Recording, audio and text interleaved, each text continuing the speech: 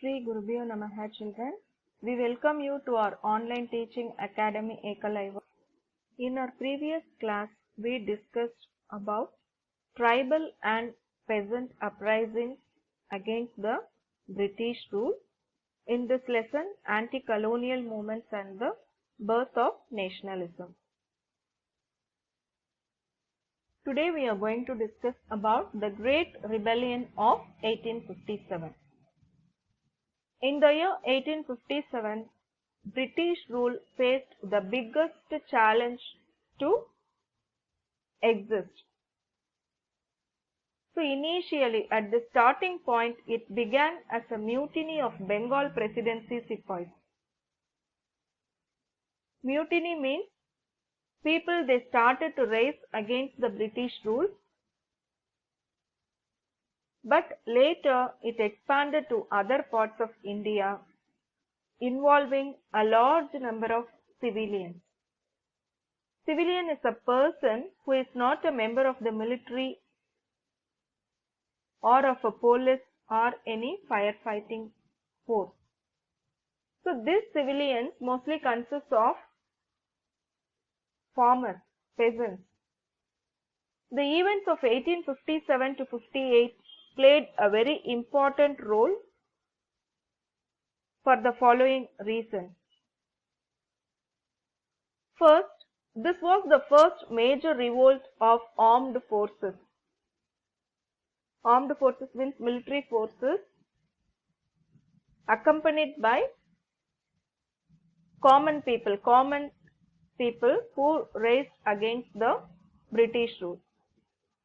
The revolt witnessed unprecedented means not experienced before, totally new experience. So, not experienced form of violence was witnessed during this revolt, executed by both sides. So before they didn't experience such type of violence. Now the third reason was the revolt ended the role of the East India Company and the governance of the Indian subcontinent was taken over by the British Crown. So totally this revolt put an end to the East India Company and the overall control went into the hands of British Crown.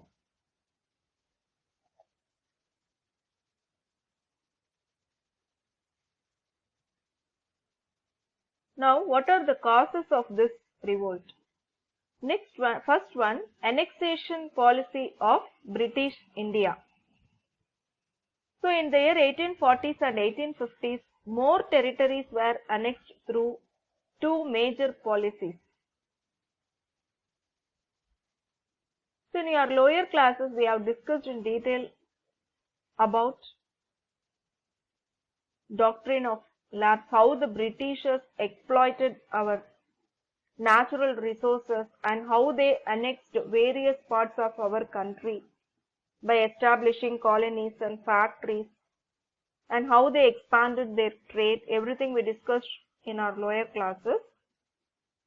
So now the doctrine of paramountcy and the doctrine of lapse played a very important role. These were the two important policies by the British. First one, the doctrine of paramountcy. Paramountcy means highest rank. So British claimed themselves as superior. So they exercised supreme authority.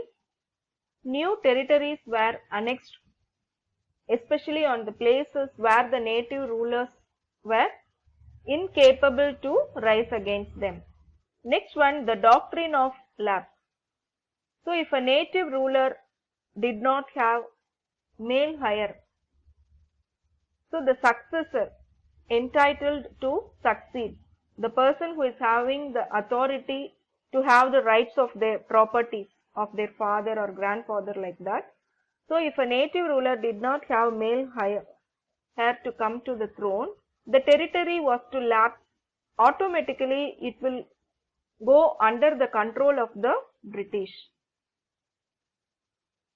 upon the death of the ruler. So for example, if we take Satara, Sambalpur, parts of the Punjab, Jhansi and Nagpur were annexed by the British through this policy, the doctrine of lapse.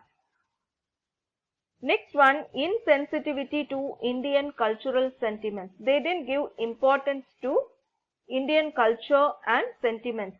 So in 1806, the sepoys at Vellore mutinied. They rise against the new dress code, which prohibited them from wearing religious marks. They were not allowed to wear religious marks on their foreheads and having whiskers on their chin, while proposing to replace their turbans with a round hat. So they were compelled to replace their turbans and they were compelled to wear a round hat. It was feared that the dress code was part of their effort to convert soldiers to Christianity. So soldiers thought that they were diverted to convert into Christianity. So similarly, in 1824, the sepoys at Barakpur near Calcutta, so they were compelled to travel to Burma by sea. So according to them, they considered since crossing the sea meant loss of their caste, so they opposed. The sepoys were also upset with discrimination. Discrimination means partiality in salary and promotion. So Indian sepoys were paid much less than their European counterparts. Counterparts means the person who is enjoying the same post. So all will be in the same position, but their salaries were different. They felt that they were degraded and they were treated based on their race and they were abused by their seniors. Now next, the revolt. The precursor means indicator to the revolt was the circulation of rumors. So there spread a rumor about the cartridges. Here in this case, cartridges means it is a case that holds a bullet in that. So about the cartridges of the new Enfield rifle, there was strong suspicion that the new cartridges had been greased with cow and pig fat. So they suspected that those cartridges had been greased with cow and pig fat. So the cartridge had to be bitten off. They have to bit before loading it. So pork is forbidden to the Muslims and the cow is sacred to a large section of Hindus. So on 29th March, a sepoy named Mangal Pandey, he attacked an European officer violently. His fellow soldiers refused to arrest him when ordered to do so.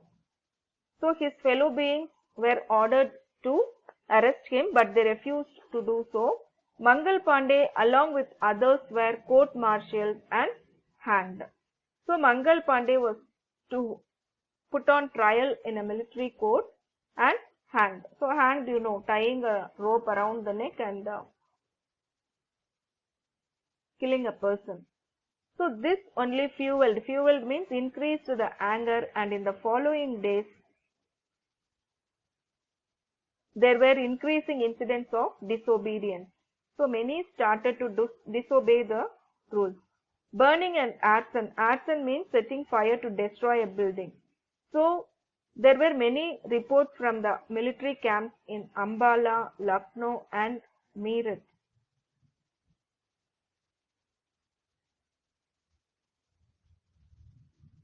Now Bahadur Shah proclaimed as Emperor of Hindustan. On 11th May 1857, a band of sepoys from Meerut, they marched to the Red Fort in Delhi. The sepoys were followed by an equally exuberant means energetic crowd who gathered to ask the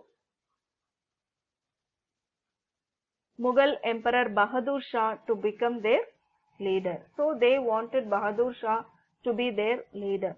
So after much hesitation, he accepted. First he refused, but at last he accepted the offer, and he was proclaimed as the Shahi Hindustan, the Emperor of Hindustan. The meaning of this word, Shahi, the Emperor of Hindustan. So the rebels captured the northwestern province and a place called Awadh. As the news of the fall of Delhi reached the Ganges Valley, cantonment after cantonment mutinied. That cantonment means camps. Mutinied. By the beginning of June, British rule in North India, except in Punjab and Bengal, had disappeared totally. In this map, you can see the important centers of Great Rebellion 1857: Ambala, Meerut, Delhi, Bareilly, Agra, Lucknow, Gwalior, Kanpur, Allahabad, Jhansi, Banaras and Barakpur.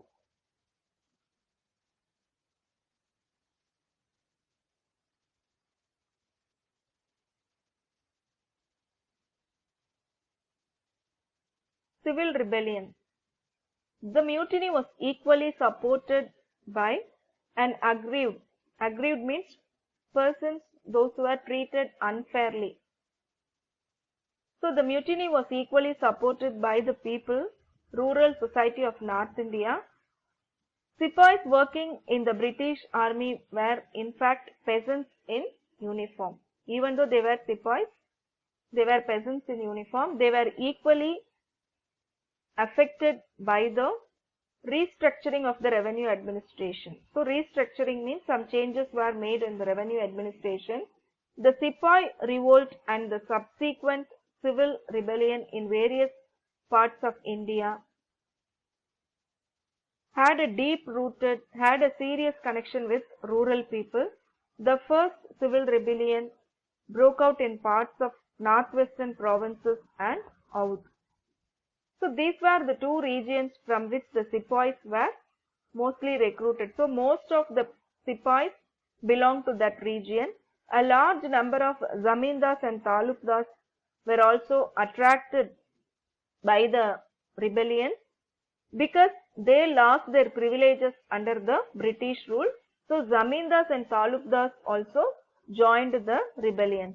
The talukdar peasant collective was a common effort to recover what they had lost. So similarly, artisans, handicraft persons, they were also seriously affected by the dethroning. Dethroning means they lost their power, removed from power, dethroning of rulers of many Indian states. So because of that dethroning, artisans and handicraft persons were affected, who were a major source of patronage. Next, the dumping of British manufacturers had ruined the Indian handicraft and thrown thousands of weavers out of employment. As we discussed earlier, I told you raw materials will be taken by the Britishers. They will manufacture goods and again they will bring the produced products to market in our place. So all these things ruin the Indian market. So automatically the Indian handicrafts thrown thousands of weavers out of employment. So collective anger against the British took form of a people's revolt.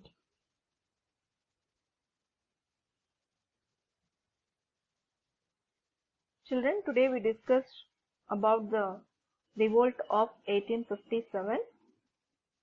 Tomorrow we will discuss how it was suppressed and what were the causes of failure. To receive our online lessons, please press the subscribe button and you will receive the latest updates. Thank you, children.